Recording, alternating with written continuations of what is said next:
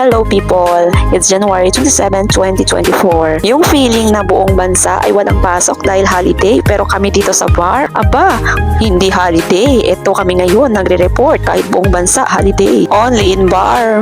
Dahil wala namang mga bata so naisipan ko na lang na gumawa ng mga paperworks. Kasama na dyan yung lesson plans, yung mga instructional materials ko at yung mga school forms. So ganito ang buhay namin mga teachers. Pag walang mga bata, busy naman kami sa ibang mga paperworks namin. Kung akala nyo, ang dali-dali lang maging teacher, dyan kayo nagkakamali. Ang dami kaya namin ginagawa, no? At syempre, dahil love ko yung work ko, so hindi talaga ako magre-reklamo. Charot! At dahil sa madami pa din akong utang, so kailangan ko magtrabaho. Kaya work muna tayo. Tsaka na lang ako magre-reklamo kapag mayaman na ako. And because feeling bored na ako that time, so naisipan ko na lang na mabukas ng TV since may TV naman ako. Charot!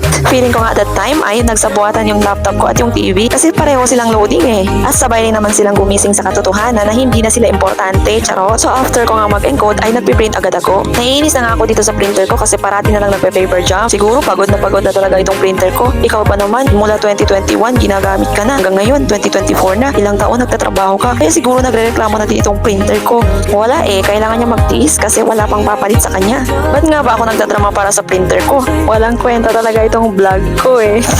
At pagkatapos ko ang gawin lahat ng mga kailangan kong gawin para sa araw na ito, it's TikTok time. Siyempre, dapat hindi lang puro trabaho, dapat may time din tayo mag-relax at gawin natin yung mga bagay na nakakapagtanggal ng mga stress natin sa buhay. Health is wealth, diba? So yun lang muna sa ngayon. Thanks for watching. See you on my next vlog. Bye!